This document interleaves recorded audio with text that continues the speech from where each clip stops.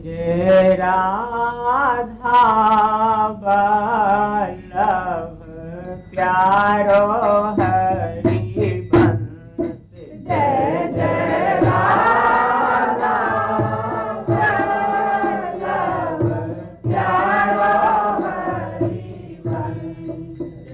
जय जय प्यारो श्री वृंदावन प्यारो बन चंद।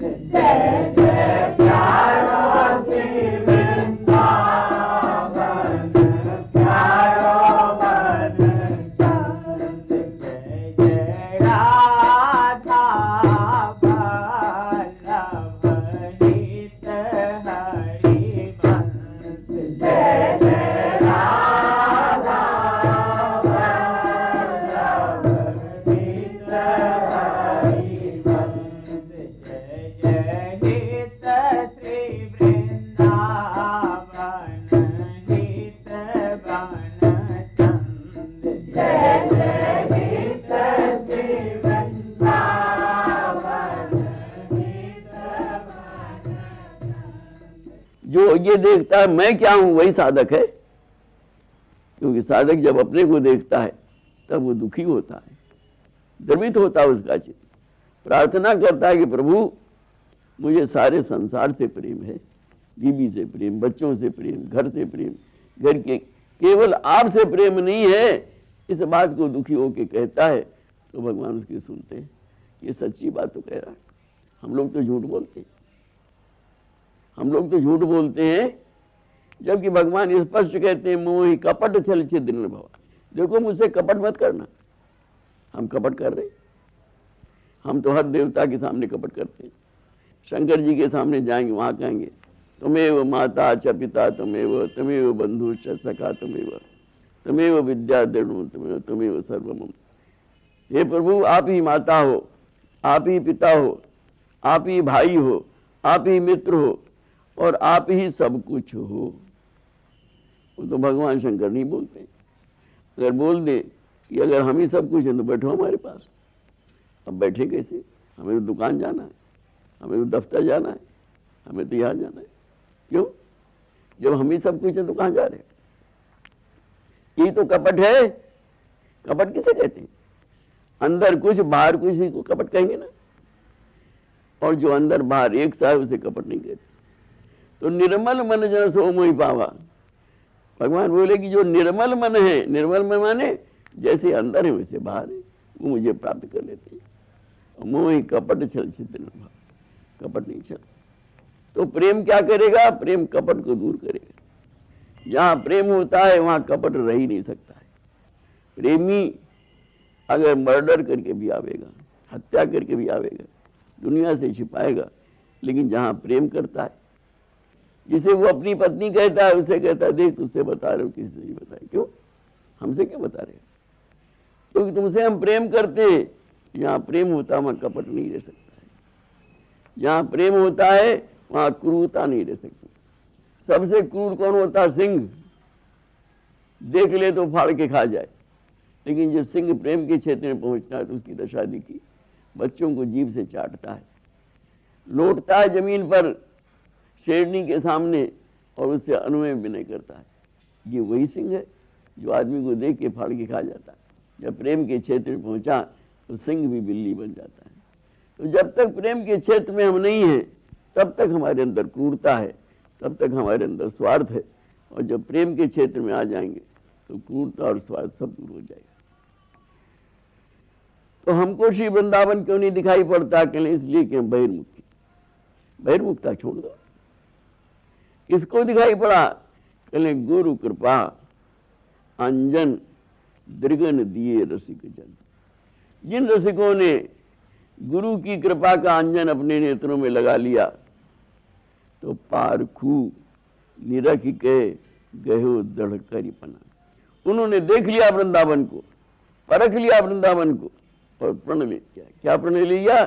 कि खंड खंड हो जाए तन, अंग अंग शत टूक, तो वृंदावन नहीं छाड़िए छाड़ी वो है बड़ी चूक। ये दूधाजी जी बोल रहे कि वृंदावन को छोड़ने से बड़ी गलती कोई नहीं। अगर तुम्हारा शरीर खंड खंड हो जाए, एक एक अंक के 100 टुकड़े कर दिए जाएं तो भी वृंदावन मत छोड़ना। इस कौन कह रहा? जिन्होंने वृंदावन के स्वरूप को देखा। हम लोगों ने क्या देखा?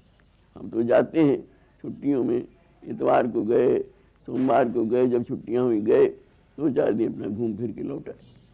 हमने तो वृंदावन देखा ही नहीं। जिस दिन देख लेंगे उस दिन दिल्ली कौन आएगा? उस दिन क्या करने का मन हो? जब तक नहीं देखा तब तक गनीमत है। वृंदावन का लक्षण क्या है? एक लक्षण सुन लीजिए, फूल जहां तहां देखिए श्री वृंदावन नाई। फूल जहां तहां देखिए श्री वृंदावन नाई। केवल इस लाइन से तो ऐसा लगता है कि वृंदावन कोई बगीचा होगा, इसमें पेड़ लगे हुए हैं, फूल उसमें है। कहने नहीं, द्रुम बेली, द्रुम बेलियों में तो फूल होते हैं। खग सहचरी, जो पशु है, जो सहचरी बिना फूल को ना। फूल माने प्रसन्नता। सब जहां प्रसन्न है उसका नाम वृंदावन। जहां कोई दुख नहीं, जहां कोई उदासी नहीं, उसका नाम वृंदावन। लेकिन वृंदावन रह के भी लोग उदास हैं, कोई दुखी है, कोई आसन से दुखी है, कोई बसन से दुखी है। इसलिए दुखी हैं, उन्होंने वृंदावन देखा नहीं। अभी उन्होंने नेत्रों में अपने गुरु कृपा का अंजन नहीं लगाया। जिन अंजन लगा लेंगे उन्हें वृंदावन कुछ का कुछ दिखे। एक हमारे यहाँ कथा आती कि स्वामी हरिदास जी जो थे वो रसिक महापुरुषों में गिनती उनकी। बिहारी जी के प्राकट्य करता है। उनके शिष्य थे तानसेन। तानसेन बादशाह अकबर के नवरत्न थे। एक दिन तानसेन बैठे गा रहे थे। बादशाह बहुत प्रसन्न हुआ, बड़ा खुश हुआ। बोले, तानसेन, तुम्हारा जैसा गाने वाला इस जहां में कोई नहीं। जहां माने दुनिया में कोई नहीं। तानसेन ने कानों पे हाथ रख लिया। महाराज ये मत कहिए। क्यों? जहां बना ये सुनने से पाप लगता है। क्यों? हमारे गुरु जी जीवित। गुरु जी के सामने शिष्य अपनी प्रशंसा सुने, इससे बड़ा अपराध कोई नहीं। अरे प्रशंसा गुरु जी की होनी चाहिए, हमारी क्या प्रशंसा? तो बोले, हमारे गुरु जी जीवित हैं। बोले, तुम्हारे गुरु जी तुमसे अच्छा गाते हैं? बोले, उनके गाने क्या बात। बादशाह को हट हो गया। बोला, अपने गुरु जी का गाना सुनवाओ, जो पैसा लगेगा, जो खर्च होगा देंगे। तानसेन ने कहा, महाराज वो नहीं आवेंगे। क्यों? वो उसको गाना सुनाते हैं बिहारी जी को, जो तुम्हारे बादशाहों को मिनटों में बनाता, मिनटों में बिगाड़ता है। वो तुमको गाना सुनाने नहीं आवेंगे। बादशाह बोला कि हमको तो गाना सुनना ही है। राजहट बड़ा कठिन होता है। राजहट, त्रियाहट, ये कई हट जो है बहुत कठिन माने गए। राजहट हो गया, नहीं सुनना ही है। तानसेन ने कहा, तो मुसीबत मोल लीजिए। तानसेन बोले कि हाँ सुनवा सकते हैं, लेकिन एक शर्त है। शर्त क्या? कहले, हमारे जो है हमारे साथ चलना पड़ेगा, नौकर बन के। ये बादशाह का लिबास उतारना पड़ेगा। न घोड़े से जाओगे, न गाड़ी से जाओगे। कैसे जाओगे? कहले, पैदल जाओगे। और वैष्णव बनना पड़ेगा। एक बगलबंडी पहननी पड़ेगी, एक तिलक लगाना पड़ेगी, कंठी पहननी पड़ेगी। और वो भी कहले, हम जाएंगे महाराज की कुटिया के अंदर, तुम बाहर से खड़े होकर सुनोगे। तानसेन ने सोचा कि बादशाह इस शर्त पे तैयार ही नहीं होगा। लेकिन बादशाह तो भाई संगीत प्रेमी था, तैयार हो गया। जब तैयार हो गया तो चलो भाई। अब उसने वैष्णव वेश बनाया। वैष्णव वेश बना के बादशाह बाहर खड़ा रहा। तानसेन अंदर गए। अंदर गए तो श्रृंगार का समय था। स्वामी जी बिहारी जी का श्रृंगार कर रहे थे। श्रृंगार करते करते जब शिष्य को देखा तो बड़े प्रसन्न हुए। हर गुरु अपने योग्य शिष्य को देख के प्रसन्नता से फूला नहीं समाता। उसको चाहिए योग्य। क्योंकि हर गुरु जो है, जो गुरु है वास्तव में, वो चाहता मेरा शिष्य मुझसे भी ऊंचा उठे। कोई गुरु ही नहीं सोचता कि मेरा शिष्य मुझसे नीचा रहे। तानसेन को देखते बोले कि अच्छा हुआ बेटे आ गए। क्यों? हम बिहारी जी का श्रृंगार कर रहे हैं, तू सुना बिहारी जी को श्रृंगार कर। तानसेन के हाथ में तान पूरा दे दिया। तानसेन ने सुनाया। सुनाने में जानबूझकर एक स्वर की गलती कर दी। स्वामी जी को रोष आ गया। शिष्य की हर चीज बर्दाश्त करता है गुरु, गलती नहीं बर्दाश्त करता। ऐसे नहीं, ऐसे ही ले। तान पूरा हाथ से ले लिया और खुद जो है तान छीन दी। तानसेन का मकसद यही था, लक्ष्य यही था, किसी प्रकार स्वामी जी गा दे। जब स्वामी जी ने तान पूरा लेके तान छेड़ी है तो अद्भुत दशा हो गई। वृक्षों से आंसू बहने लगे, जमुना का जल स्थिर हो गया। बादशाह अपने आप में नहीं रह सका, दौड़कर कुटिया के अंदर घुस गया। तानसेन ने रोका था और उनके चरणों पे गिर पड़ा तो स्वामी जी ने देखा तानसेन की ओर।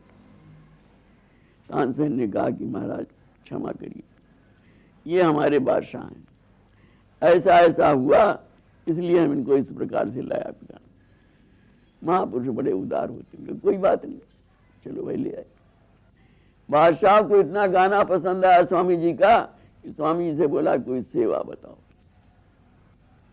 स्वामी जी हंसे मन में, ये हमारी क्या सेवा करेगा, ये हमारी सेवा क्या करेगा। पैसे वाले को होता है कि मैं पैसा खर्च करके सब कुछ कर सकता हूँ, ये क्या सेवा करेगी। अरे अगर संत किसी की सेवा स्वीकार कर लेता है तो ये उसका सौभाग्य है, उसने उसकी सेवा स्वीकार की। ये करने वाले का सौभाग्य नहीं कि मैंने इतना किया। अरे भाई संत ने स्वीकार कर लिया, उसका सौभाग्य।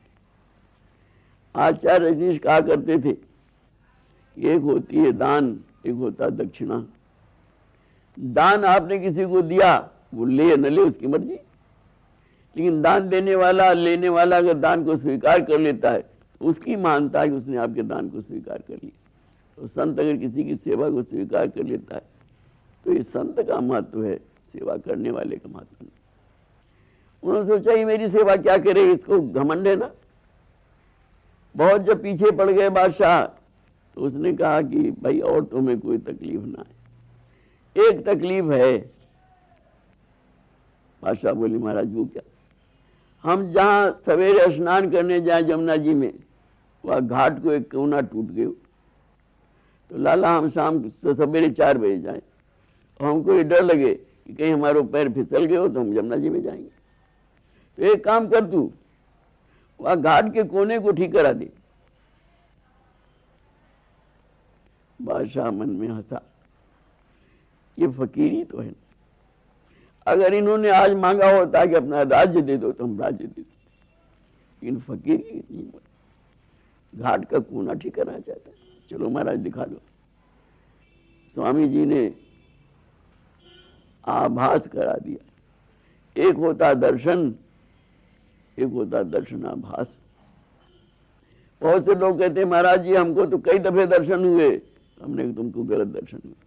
कई दफे दर्शन नहीं होते, एक दफे दर्शन होने के बाद सदैव दर्शन होते। तत्प्राप्य तदैव अवलोकयति। जब वो प्राप्त हो जाता है तो उसी को देखता रहता है। तदैव शृणुवति, उसको ही सुनता रहता है। तदैव भाषयति, उसी से बात करते रहता है। तदैव चिंतयति, उसका ही चिंतन करता रहता है। ये 4 दफे के दर्शन जो है दर्शनाभास है।